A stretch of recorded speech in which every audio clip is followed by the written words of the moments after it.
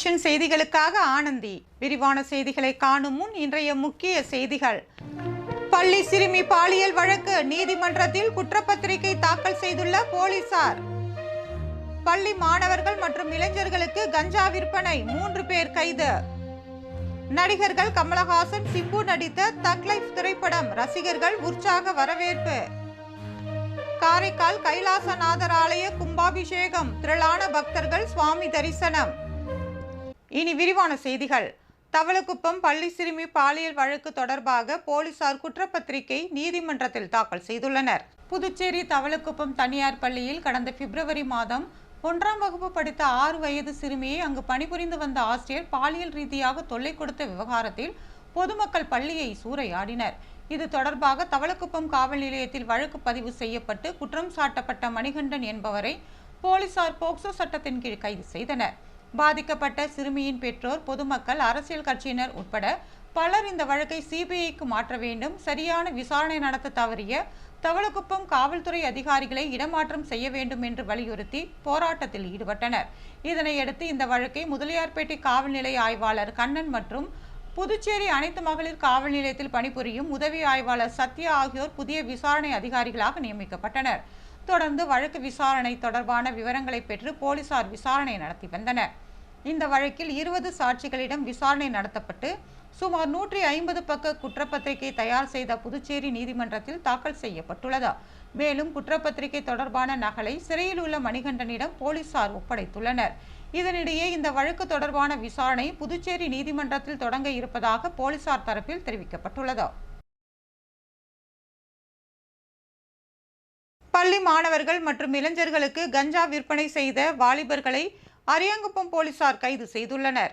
அரியாங்குப்பம் உதவி ஆய்வாளர் முருகானந்தம் மற்றும் போலீசார் அரியாங்குப்பம் காவல் நிலைய சரகத்திற்கு உட்பட்ட பகுதிகளில் சோதனை நடத்தினர். அப்போது குற்றப்பிரிவு உதவி ஆய்வாளர் சிரஞ்சீவி மற்றும் தலைமை காவலர் வேல்முருகன் ஆகியோர் ரோந்து பணியில் ஈடுபட்டிருந்தனர்.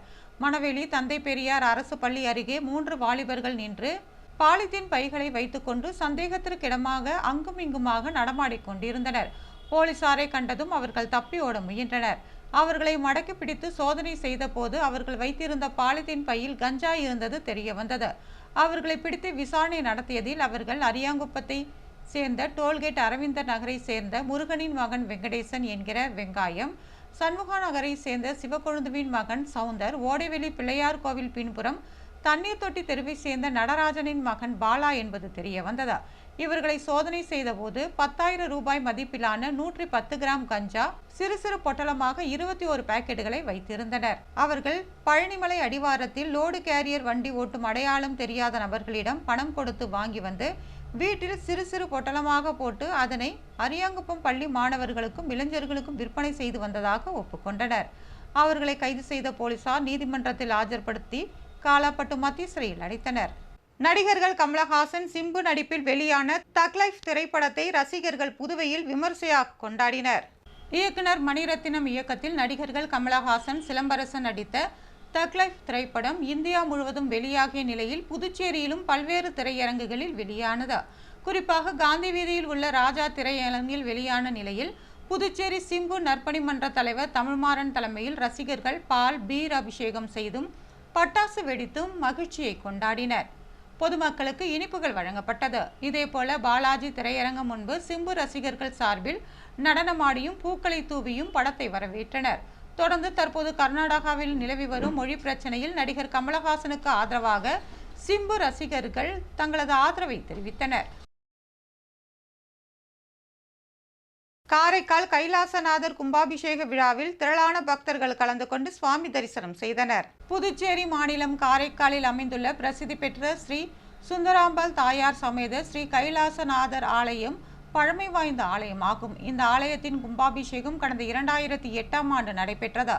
அதன் பிறகு 17 ஆண்டுகளுக்கு பின் ஆலய கும்பாபிஷேகம் நடத்த தீர்மானம் நடத்தப்பட்டு திருப்பணிகள் துவக்க விழா நடைபெற்றது. திருப்பணி வேலைகள் முழுவீச்சில் நடைபெற்றதை தொடர்ந்து கும்பாபிஷேக விழா கடந்த 1ஆம் தேதி கணபதி ஹோமத்துடன் தொடங்கியது. இன்று அதிகாலை யாகசாலை பூஜை மகா பூர்ணகுதியுடன் நிறைவு பெற்று கடம் புறப்பாடு நடைபெற்றது. தொடர்ந்து புனித நீர் அடங்கிய கலசங்கள் சிவாச்சாரியார்கள் ஏந்தி ஆலயத்தை வலம் வந்து வேத மந்திரங்கள் ஓத மங்கள வாத்தியங்கள் முழங்க ஆலய விமானங்களுக்கு மகா கும்பாபிஷேகம் செய்து வைத்தனர்.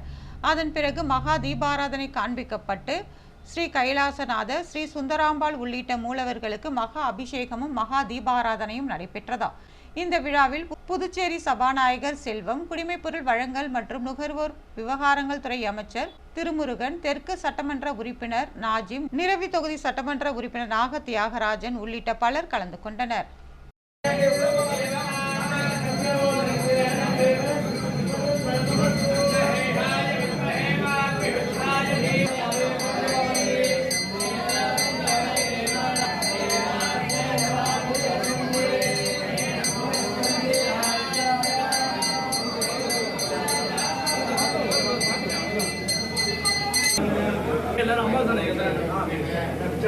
5 பேரிடம் 1,23,000 ரூபாய் பண மோசடி செய்த மர்ம நபர்களை போலீசார் தேடி வருகின்றனர். புதுச்சேரி வில்லியனூரை சேர்ந்த ஆண் ஒருவரை மர்ம நபர் ஒருவர் டெலிகிராம் மூலம் தொடர்பு கொண்டு வீட்டில் இருந்தபடி பகுதி நேர வேலை மூலம் அதிகம் பணம் சம்பாதிக்கலாம் என கூறியுள்ளார். இதனை நம்பி அவரும் மர்ம நபருக்கு 52,400 ரூபாயை அனுப்பியுள்ளார். பின்னர் அவருக்கு கொடுக்கப்பட்ட பணிகளை முடித்து சம்பாதித்த பணத்தை எடுக்க முயன்ற போது அவரால் எடுக்க முடியவில்லை. அதன் பிறகே அவர் மோசடி கும்பலிடம் ஏமாந்தது தெரிய வந்தது. இதேபோல வில்லியனூரை சேர்ந்த ஆண் நபர் ஒருவர் முகநூலில் ஏசி உதிரி பாகங்கள் விற்பனைக்கு இருப்பதாக விளம்பரம் ஒன்றை பார்த்துள்ளார். பின்னர் அதில் இருந்த லிங்க் மூலம் 27,200 ரூபாய்க்கான பொருட்களை ஆர்டர் செய்துள்ளார். பல நாட்களாகியும் பொருட்கள் வரவில்லை. அதன் பிறகே அவர் மோசடி கும்பலிடம் ஏமாந்தது தெரிய வந்தது. மேலும் உத்திரையர்பாளையம் பகுதியை சேர்ந்த ஒருவர் 3,000, லாஸ்பேட்டையை சேர்ந்த ஒருவர் 1,800 ரூபாயும், மூலக்குளம் பகுதியை சேர்ந்த ஒருவர் 40,000 ரூபாயையும் மோசடி கும்பலிடம் ஏமாந்துள்ளனர். இவர்கள் மொத்தமாக 1,23,000 மோசடி கும்பலிடம் இழந்துள்ளனர். பாதிக்கப்பட்டவர்கள் தனித்தனியாக புதுச்சேரி சைபர் கிரைம் காவல் நிலையத்தில் புகார் அளித்துள்ளனர். அதன் அடிப்படையில் போலீசார் வழக்கு பதிவு செய்து விசாரணை நடத்தி வருகின்றனர். பராமரிப்பு பணி காரணமாக புதுச்சேரி விழுப்புரம் இடையிலான ரயில் சேவை ரத்து செய்யப்பட்டுள்ளது. தென்னக ரயில்வேயின் திருச்சி கோட்டத்திற்குட்பட்ட ரயில் நிலையங்களில் பராமரிப்பு பணிகள் காரணமாக ரயில் சேவையில் மாற்றம் செய்யப்பட்டுள்ளது. சில ரயில்கள் பகுதியளவிலும் ரத்து செய்யப்பட்டுள்ளது. இதன்படி விழுப்புரத்திலிருந்து காலை 5:35 மணிக்கு புதுச்சேரிக்கு இயக்கப்படும் மெமு ரயிலும், புதுச்சேரியிலிருந்து விழுப்புரத்திற்கு காலை 8:05 மணிக்கு இயக்கப்படும் மெமு ரயிலும் இன்று, நாளை மறுநாள் மற்றும் வருகின்ற 9ஆம் தேதிகளில் முழுமையாக ரத்து செய்யப்படுகிறது. ரயில் வருகின்ற 8 மற்றும் 10ஆம் தேதிகளில் 1 மணி நேரம் நிறுத்தி வைக்கப்படும். இதேபோல புதுவை திருப்பாதி ரயிலிலும் வருகின்ற 11, 12ஆம் தேதிகளில் 25 நிமிடங்கள் நிறுத்தி வைக்கப்படும். புதுச்சேரி ஹவுரா எக்ஸ்பிரஸ் ரயில் வருகின்ற 11 மற்றும் 18 ஆகிய தேதிகளில் பிற்பகல் 2:15 மணிக்கு பதிலாக 3:05 மணிக்கு தாமதமாக புறப்படும். இந்த தகவலை திருச்சி ரயில்வே கோட்ட அலுவலகம் தெரிவித்துள்ளது.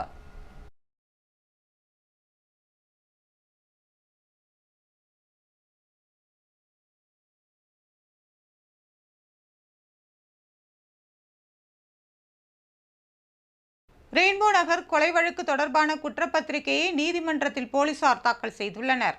புதுச்சேரி ரெயின்போ நகர் 7வது குறுக்கு தெருவில் உள்ள பாழடைந்த வீட்டின் பின்புறத்தில் கடந்த பிப்ரவரி மாதம் 14ஆம் தேதி புதுச்சேரி உழவர்கரையை சேர்ந்த பிரபல ரவுடி தெஸ்தானின் மகன் ரசி, ஜே நகரை சேர்ந்த ஆதி மற்றும் திடீர் நகரை சேர்ந்த தேவா என்கிற பன்னி தேவா ஆகியோர் வெட்டி கொலை செய்யப்பட்டனர். இந்த சம்பவத்தில் ஈடுபட்ட டிவி நகரை சேர்ந்த ரவுடி சத்யா, சிறுவன் உள்ளிட்ட 15 பேரை பெரியகடை போலீசார் கைது செய்து சிறையில் அடைத்தனர். இந்நிலையில் கொலை சம்பவம் தொடர்பாக பெரியகடை காவல் நிலைய ஆய்வாளர் ஜெய்சங்கர் விசாரணை நடத்தி வந்தார். இதனிடையே இந்த வழக்கு தொடர்பான குற்றப்பத்திரிகை கடந்த மாதம் புதுச்சேரி நீதிமன்றத்தில் தாக்கல் செய்தார். விரைவில் இந்த வழக்கு தொடர்பான நீதிமன்ற விசாரணை தொடங்க இருப்பதாக போலீசார் தெரிவித்துள்ளனர். அரசு பணியிடங்களுக்கான தேர்விற்கு தயாராகும் இளைஞர்கள் ரோமன் ரோலண்ட் நூலகத்தில் படித்து வருகின்றனர். புதுச்சேரியில் அரசு பணியிடங்களுக்கான தேர்வுகள் நடத்தப்பட உள்ளது. இந்த தேர்வுகளில் வெற்றி பெறுவதற்காக புதுச்சேரியில் 20,000க்கும் மேற்பட்ட இளைஞர்கள் மற்றும் பெண்கள் தீவிரமாக படித்து வருகின்றனர். இது போன்ற தேர்வுகளுக்கு படிப்பவர்களுக்கு உதவிடும் வகையில் புதுச்சேரி அரசு ரோமன் ரோலண்ட் நூலகத்தில் வேலைவாய்ப்பிற்கான நூல்கள் வாங்கி வைக்கப்பட்டுள்ளது.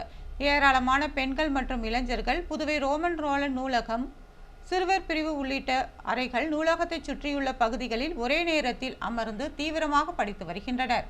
தேர்விற்கு தயாராகி வரும் பட்டதாரிகள் இது குறித்து கூறுகையில், புதுச்சேரி கிராம பகுதியை சேர்ந்த மாணவர்கள் தாங்கள் என்றும் சுமார் 20 கிலோமீட்டர் தூரத்தில் இருந்து காலையில் நூலகத்திற்கு வந்து இரவு வரை இங்கேயே இருந்து படித்துவிட்டு தேர்விற்கு தயாராகி வருவதாக குறிப்பிட்டுள்ளனர்.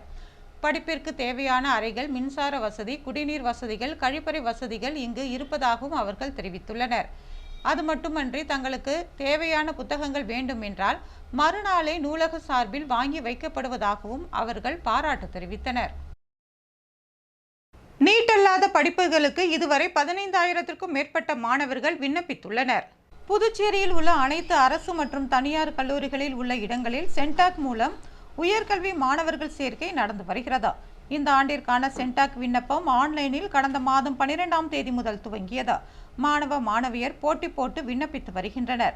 நேற்று வரை நீட் அல்லாத படிப்புகளுக்கு விண்ணப்பிக்க 15,186 பேர் ஆன்லைனில் விண்ணப்பங்களை சமர்ப்பிக்க இமெயில் மூலம் பதிவு செய்திருந்தனர்.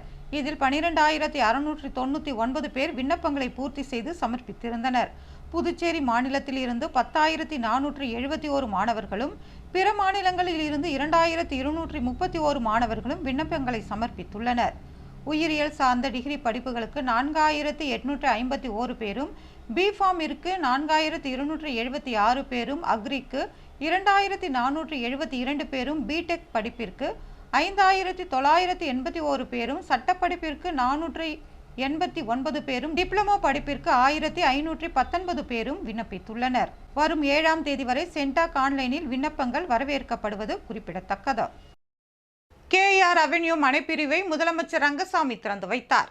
புதுச்சேரி டு பைபாஸ் சாலை ரெட்டிச்சாவடி மேலழிஞ்சிப்பட்டு பகுதியில் கேஆர் அவென்யூ மனைப்பிரிவு அமைந்துள்ளது. இதன் திறப்பு விழா இன்று நடைபெற்றது. முதலமைச்சர் ரங்கசாமி மனைப்பிரிவை திறந்து வைத்தார். விழாவில் சபாநாயகர் செல்வம், சட்டமன்ற உறுப்பினர் செந்தில்குமார் உள்ளிட்ட பலர் கலந்து கொண்டனர். இந்த மனைப்பிரிவில் 3,60,000 முதல் மனை விற்பனை செய்யப்படுகிறது. 33 அடி தார் சாலை அமைக்கப்பட்டுள்ளது. குழந்தைகள் விளையாட அழகான பூங்கா நிறுவப்பட்டுள்ளது. ஜூன் 5 முதல் ஜூன் 11 வரை மனையை பதிவு செய்யும் அனைவருக்கும் தங்க நாணயம் இலவசமாக வழங்கப்பட உள்ளதாக அதன் நிறுவனர் தெரிவித்துள்ளார்.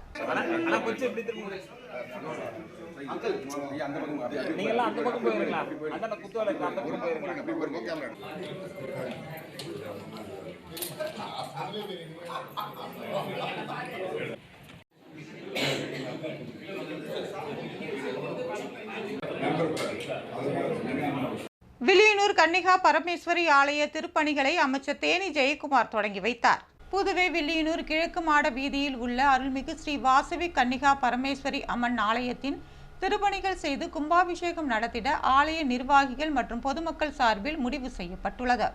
அதன்படி திருப்பணிக்கான பூமி பூஜை நடைபெற்றது.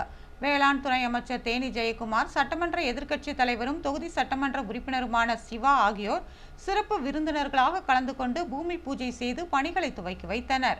இந்நிகழ்ச்சிக்கான ஏற்பாடுகளை ஆலய அறங்காவலர் குழுவினர் மற்றும் பொதுமக்கள் செய்திருந்தனர்.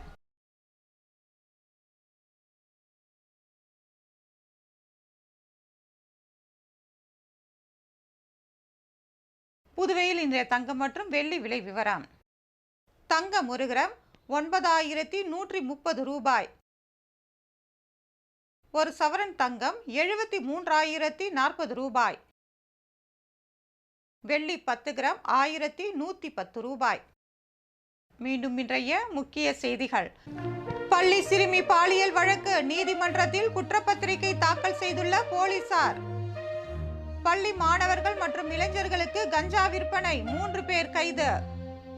நடிகர்கள் கமலஹாசன், சிம்பு நடித்த தக் லைஃப் திரைப்படம் ரசிகர்கள் உற்சாக வரவேற்பு. காரைக்கால் கைலாசநாதர் ஆலய கும்பாபிஷேகம், திரளான பக்தர்கள் சுவாமி தரிசனம். இத்துடன் செய்திகள் நிறைவு பெறுகிறது. வணக்கம்.